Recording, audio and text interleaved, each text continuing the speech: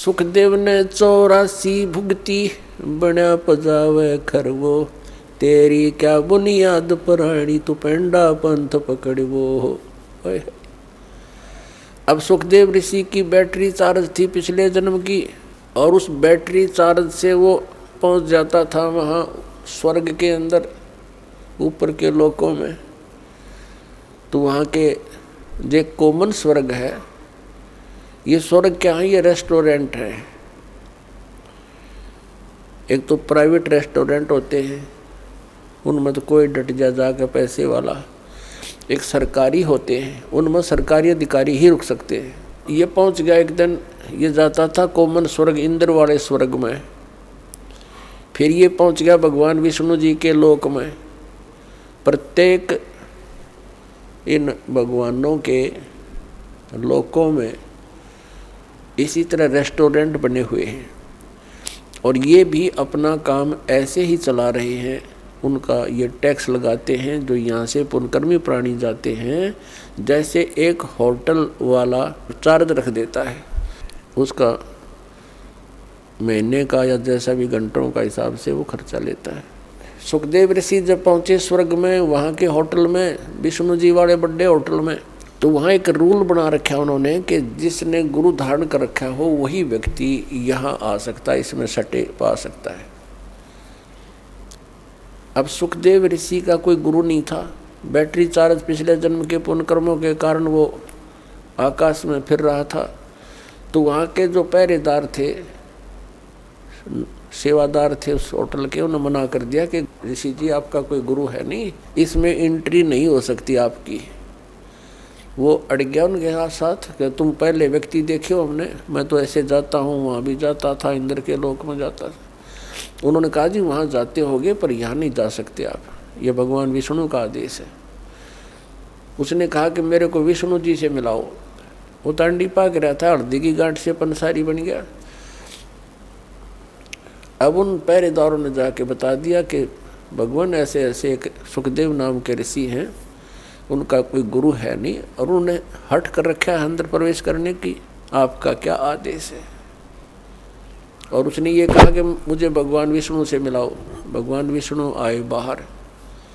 अब ऋषि ने तो ये सोचा था सुखदेव जी ने कि मुझे देखकर जैसे इंद्र दौड़ा आता था, ऐसे सीने से लगाएगा कि वाह बड़ी भक्ति कर रखे, यहाँ पहुँच गए। लेकिन मर्यादा बहुत बड़ी चीज़ होती है भक्ति मार्ग में। तो विष्णु जी ने उनको सीधे मुँह बात नहीं की और कहा यहाँ कैसे आए ऋषि जी?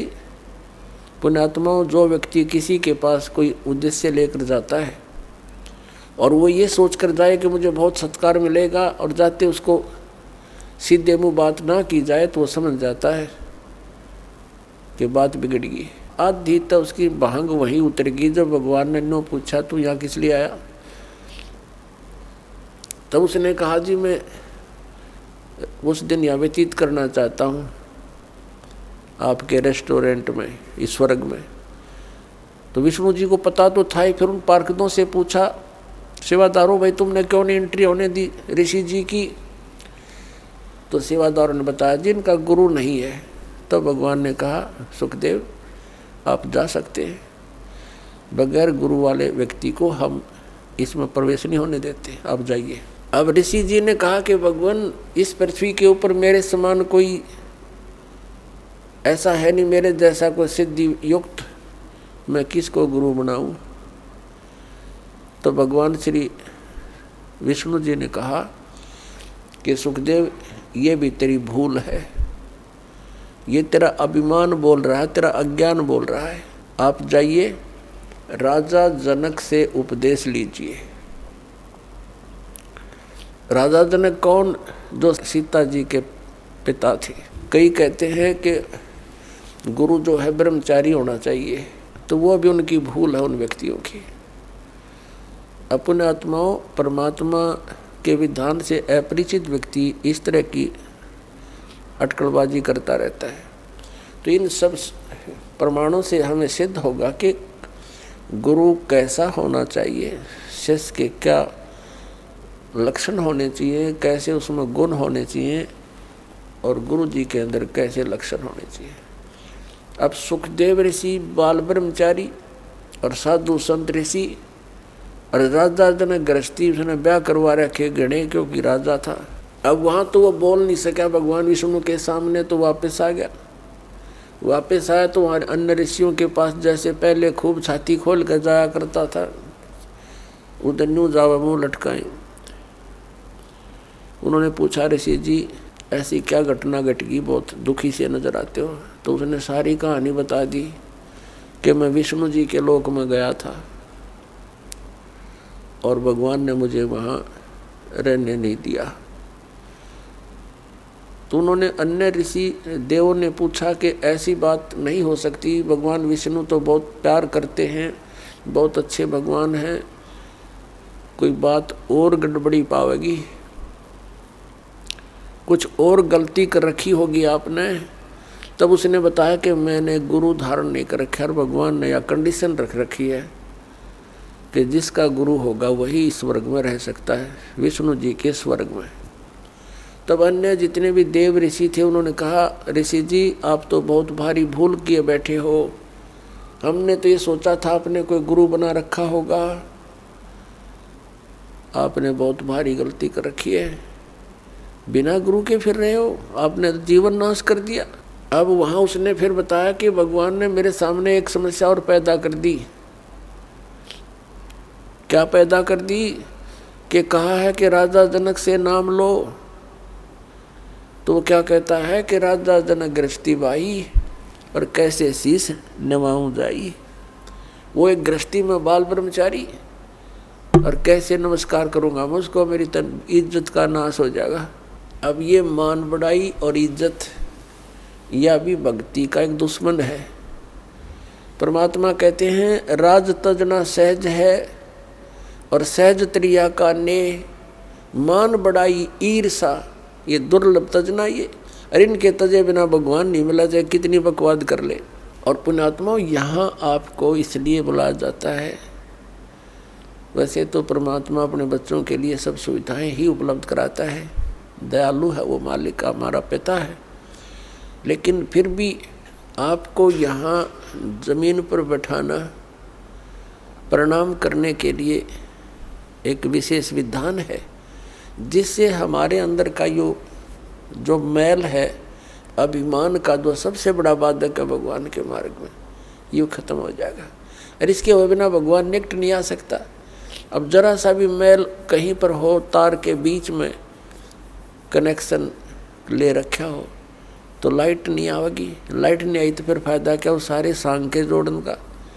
तो पावर प्राप्त करने के लिए, भगवान की शक्ति को अपने पास लाने के लिए, तो हमने ये अहंकार रूपी ये मैल हटाना पड़ेगा। सब ने कहा कि ऋषि जी जुल्म कर दिया आपने, तो बहुत गलती कर रखी है। एक आधा आकर मुँह ठड सा वो कहने लगा, गुरु ना बनावेगा ना गधा बनेगा अगले जन्म में। अब उसने जब यह बात सुनी, क्योंकि पुण्यकर्मी प्राणी तो होते ही हैं ये, लेकिन अज्ञान के कारण ये अपने अपने अटकल मारते रहते हैं। जब इनको ज्ञान होता है तो तुरंत त्याग देते हैं उन बकवादों को। एकदम उसके झटका लगा, उसको अपना पिछले जन्मों की काफ़ी वह कहते हैं ना बैकग्राउंड देखी, पिछले जन्मों के अपने दुख उसके सामने घूमने लगे। उसको क्या हुआ कि जैसे उसको याद आया, उसकी दिव्य दृष्टि वो चालू होगी अंदर की, जितनी उसकी रेंज थी। अब क्या देखा सुखदेव ऋषि ने कि एक बार वो गधा बना हुआ है, गधे की योनि भोग रहा है। कुम्हार ने उसके ऊपर अच्छा बोरे में खूब नीचे से कच्ची ईंटें डालता है और ले जाता पजावे पर। पजावा होता है जहाँ पर ये कुम्हार लोग ईंटें पकाया करते थे। उसमें क्या होता है कि जैसे भट्ठा शुरू किया लगाना, उसमें जो भी ईंधन डाला जाता उसकी राख बन जाती है। अगले सीजन में उस राख के ऊपर ही वो दोबारा लगा देता है, क्योंकि उस राख को कहाँ डाल के आए और सथार नहीं। नेक्स्ट सीजन में फिर उसके ऊपर ही लगा देता, वह राख नीचे बनते बनते बहुत बड़ा वो पहाड़ नुमा हो जाता है, फिर उसके ऊपर लगाना शुरू कर देता है। तो उसके ऊपर गधे से नीचे से कच्ची ईंटें ले जाता है ऐसे ऐसे, और वहाँ कच्ची ईंटें उतार देता है, वो उसके थैले से कमर पर लाद रखा होता है, और वहाँ तुरंत पक्की ईंटें भर देता है और फिर मार कर लठ नीचे तलता कर देता है। यानी नीचे से भी लद्या जा, ऊपर से भी लद्या आवे। कहते हैं मैं अंधा हो गया, 2-3 वर्ष ऐसे कठिन काम भी लिया मेरे से, मेरे मालिक ने। अंधा हो गया तो मुझे त्याग दिया, जंगल में छोड़ दिया। एक पगडंडी सी पकड़ दी मैंने, उस पर चलता चलता जा रहा था। आगे कोई नाला था, एकदम नाले में अगले पैर टिके, वापस आने में असमर्थ रहा। आगे जाने की मैं भलाई समझी, छलांग लगाई। वो ऐसा नाला था कि मैं फिट हो गया उसमें। आगे मुंह टिक गया, पीछे तो पीठ हट गई, पैर लटक गए। और उस रास्ते पर इक्का दुक्का कोई व्यक्ति आता था, जंगल में गांव से दूर था। तो जो व्यक्ति कोई इक्का दुक्का आवे, मुझे निकालने का प्रयत्न नहीं किया, मेरे ऊपर कमर पर पैर रखकर पार हो जा, पुली बना ली मेरी। हफ्ते 10 दिन तक भुगत कर मेरा जीवन पूरा हुआ। अब वो ऋषि कहने लगे, फिर अब क्या देखना चाहता है तू? ये तो हालत जब है जब तूने आंखों देख ली, फिर तू नखरे कर रहा है।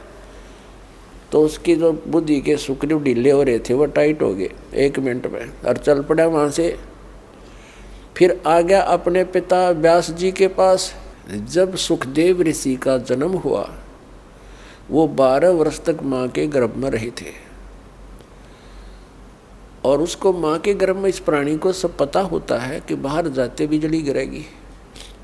एकदम क्या होता है, माँ के गर्भ में तो इन ब्रह्मा विष्णु महेश, इनमें एक गुण है। ब्रह्मा जी रजगुणी है, रजोगुण है इसके अंदर, और विष्णु जी सतोगुण है, और शंकर जी तमोगुण है। तो इनके गुणों का प्रभाव बाहर आते ही बच्चे पर एकदम असर कर जाता है। फिर एकदम अचेत हो जाता है, भूल जाता है, कुछ भी याद नहीं रहता, सुन्न हो जाता है। इसको नए सिरे से याद कराया जाता है, ये तेरा पिता है, ये तेरी माता है, ये चाचा, ये ताऊ है, ये सब फिर याद कराया जाता है। तो उसको पता था कि बाहर जाते बात बिगड़ जाएगी, उद्देश्य भूल जाता है प्राणी। इसलिए 12 वर्ष तक माँ के गर्भ से बाहर नहीं आया। ब्रह्मा विष्णु महेश तीनों उपस्थित हुए कि भाई सुखदेव बाहर आ जा। ऐसे तो हमारा तने सारा कर्म बिगाड़ दिया। अब 12-12 वर्ष तक माताएं बच्चे को गर्भ में रखेंगी, ये तो एक आदत सी पड़ जाएगी सबको। ये तो 9 महीने में दुखी हो जाती हैं, इतने दिन कैसे रखेंगे? तू बाहर आ भाई, ये हमारी परंपरा खराब मत करे।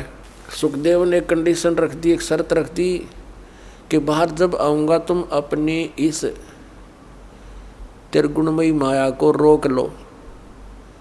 ये कहने लगे, भाई देखो हम इसको रोकने में इतने सक्षम नहीं हैं, हम रोक नहीं सकते, लेकिन सेकंड के भी कुछ अंश के लिए हम अपना कुछ कंट्रोल कर सकते हैं ना, ये प्रवाह हमसे नहीं रुकता। सुखदेव ऋषि ने कहा कि तुम एक बार रोक दो थोड़ी सी देर। तो कहते हैं सेकंड के भी कुछ अंश में ही वो रोक पाए थे, तभी वो माँ के गर्भ से बाहर आ गया। और उसको चेतना रही कि भक्ति ना करने से जीवन नष्ट हो जाता है। माँ के गर्भ में ये याद रहती है कि मनुष्य जीवन परमात्मा प्राप्ति के लिए प्राप्त होता है। अब उसने सारा कुछ कर लिया। माँ के गर्भ से बाहर आते ही अपनी और नाल को, जो सुंडी से लटकी होती है, माँ की नाभि से कनेक्शन होता, जेर सी, उसने अपने कंधे पर डाल गए और उठ कर चल पड़ा। व्यास जी ने आवाज़ लगाई, अरे पुत्र, मेरे बेटा कहाँ चले? अपने आत्मा पुत्र का मोह बहुत खतरनाक होता है, बहुत प्रबल होता है।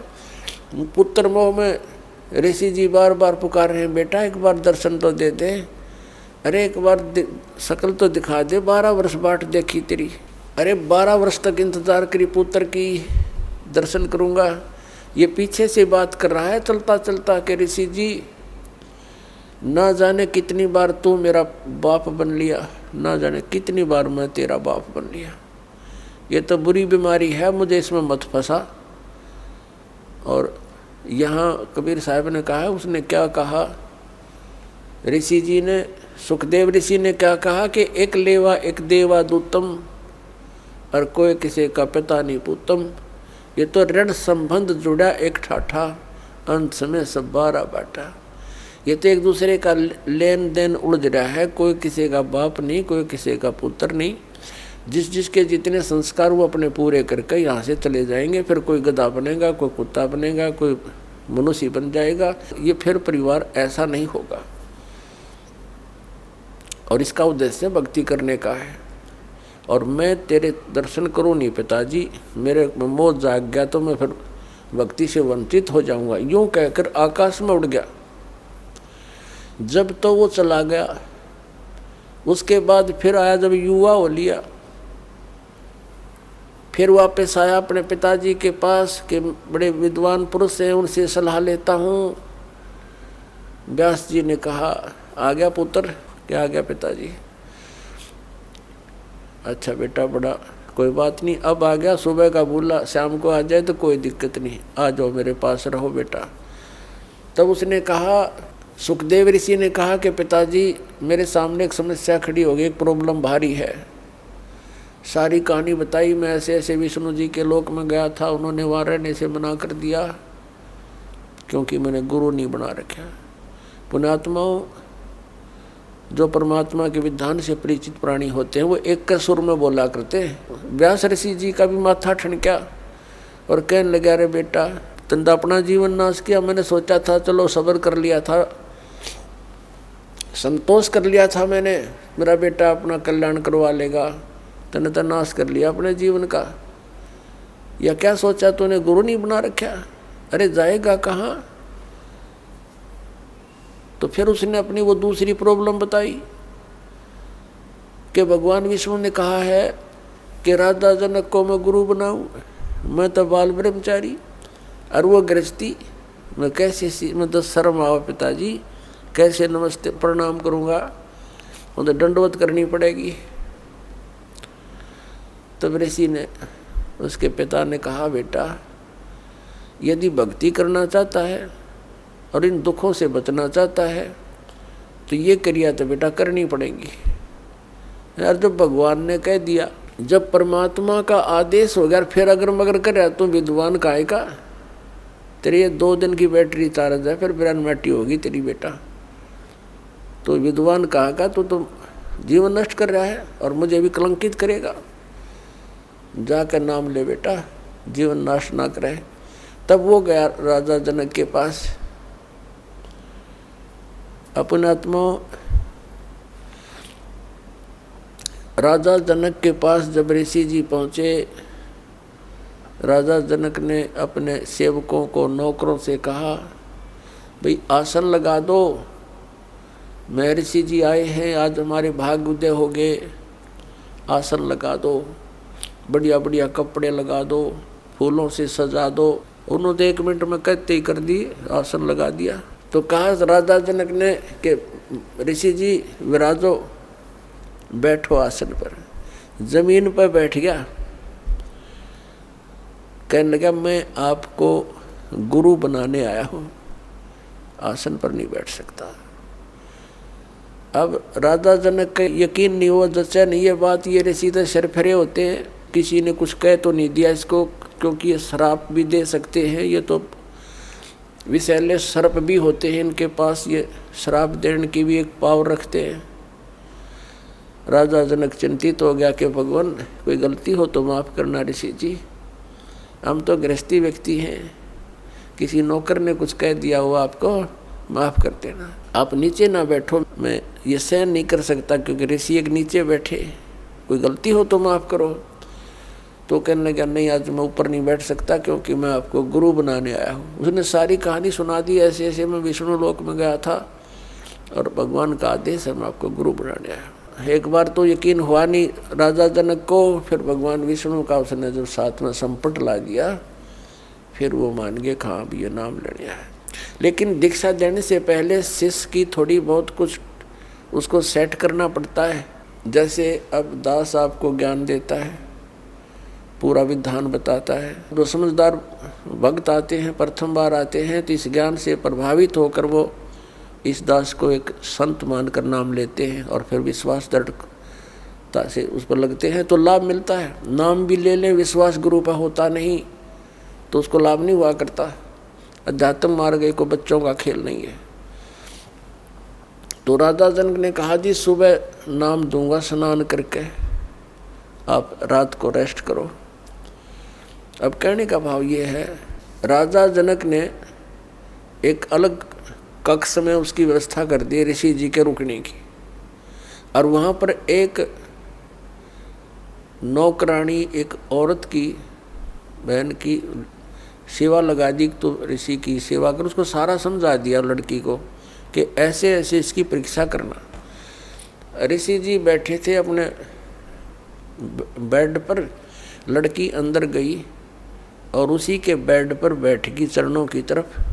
ऋषि जी ने पैर मोड़ दिए, वो और आगे नहीं तो ऋषि जी बैठ गए और उसके निकट जाना चाहा तो ऋषि जी बेड छोड़कर खड़े हो गए कोने में। कहने लगे माई बहन आप क्या कर रहे हो, साधु संतों के हाथ नहीं लगाते, बिस्तर पर नहीं बैठते, आप क्यों मर्यादा भंग कर रहे हो, आप जा सकते हो। वह लड़की आ गई। राजा जनक ने पूछा तो उसने सारी कहानी बता दी। जी एक नंबर के महात्मा है, तो टच भी नहीं होने दिया मुझे और खड़े हो गए, ये शब्द बोले ऋषि। तो ठीक है, अपने आत्माओं परमात्मा ये कहते हैं कि गोरख से ज्ञानी गणे और सुखदेव जति जहान और सीता सी बहु भारिया संत दूर स्थान। ऐसे जति भी था, ऐसा दृढ़ विश्वासी भी था, संयमी भी था, लेकिन नाम बिना कति खाली खोखा था। अब गुरु बिना और यथार्थ भक्ति के बिना खाली खोखा है ये मनुष्य का शरीर, वो वेल विदाउट वाटर। तो सुबह राजा जनक ने क्या किया कि इसकी फड़क निकाल दूं। यूनो कहता राजा जनक गृहस्थी भाई और मैं बाल ब्रह्मचारी, मैंने स्त्री का मुख नहीं देखा। सुखदेव बोले ज्ञान विवेक का, हमने कदे स्त्री का मुंह नहीं देखा। राजा जनक गृहस्थी भाई कैसे ऐसी सिनेमा जाई। तो राजा जनक ने बुला लिया कि ऋषि जी को बुला लाओ। ऋषि जी बैठ गए, नीचे बैठ के, नीचे आसन लगवा दिया जैसा भी उसका, नीचे बैठ गए जमीन पर, कोई दरी दूरी बिछवा दी। और साथ में ही थोड़ी सी दूरी पर नौकरों से कहा राजा जनक ने कि भाई गर्म पानी करो। वो समझा रखे थे कि अच्छा भट्ट बाढ़ दो, इसमें पूरा चूल्हा लगा के ऊपर रख दिया एक कढ़ाई, पानी गर्म करने की कढ़ाई रख दी, और साथ में नहाने के लिए एक पाटड़ा बिछा लिया, जैसे पटड़ी होती है। पहले बड़े बड़े पाटड़े होते थे, पूरा 3 बाई 3 का लकड़ी के पटड़े बनाए होते थे, उन पर बैठकर स्नान किया करते थे। राजा जनक ने वहाँ वो पाटड़ा उस उबलते हुए जल के उस कढ़ाई के साथ में लगवा लिया, और अपनी जो उसकी 10,000 रानियाँ बताते हैं राजा जनक, उसमें से जो उनकी मुख्य रानी थी, पटरानी बोलते हैं, उससे कहा मुझे स्नान कराओ। अब वो स्नान करने के लिए बैठ गया। उसकी पत्नी उस उबलते हुए जल से उबाल रखा, जैसे गुलगुले उतारा करें, जलेबी उतारा करें जब उबाला करें घी को, तो उस उबलते हुए पानी से लोटा भरे वह पटरानी राजा जनक के चोटी में डाला है, रात से मसले अनुसार। और वो सुखदेव ऋषि नो हुआ पाछे ने जलेगा भी हो, वह लोटा गिरा और पाछे ने सरके जल गया। तब राजा जनक ने कहा कि ए बाल ब्रह्मचारी, ए व्यास के बेटा, मैं गृहस्थी हूँ और मेरे स्नान करने के बाद जो पानी गटर में जा रहा है, ये नाली में जा रहा, तो इसमें उंगली दे दे बेटा, तब जानूंगा तो किसा बाल ब्रह्मचारी है। न बोला मैं ना दूँ, आज जल जा मेरा तय। राजा बिहंस देई तब तारी और हमें स्नान करावे नारी। ए ब्रह्मचारी तेरे तया नारी अच्छी, सही मंत्र के जाप से इसका शरीर ऐसा सॉलिड हो चुका है और आप भटक रहे हो, धक्के खा रहे हो, चरण पकड़ लिए। बाल ब्रह्मचारी एकदम कति नतमस्तक हो गया। तो पुण्यात्माओं, या फड़क निकले बिना गुरु बनाने का कोई यूज भी नहीं, लाभ नहीं हो जीव को। जब तक आपको गुरु जी पर विश्वास नहीं होता, इतना धारण नहीं करना चाहिए। फिर अग्रम अग्रम करते हो तो भक्ति खंड हो जाती है। तो उस दिन के बाद राजा जनक के प्रति उसकी पूरी श्रद्धा होगी। उसने सिर्फ ये चमत्कार देख कर गुरु पर विश्वास हो गया। विश्वास केवल इन चमत्कारों से नहीं, वो तो पुरानी कथाएं हैं, जैसा उनको लाभ हुआ, कितना लाभ हुआ। राजा जनक से उपदेश लेने के बाद सुखदेव ऋषि स्वर्ग में गया, बस विष्णु लोक में विराजमान है, और पुण्य खत्म होते फिर यहाँ धक्के खाओगा। तो इस ज्ञान को आधार बना कर गुरु बनाना है और भक्ति करनी, अपना कल्याण करवाना है। बोलो सतगुरुदेव।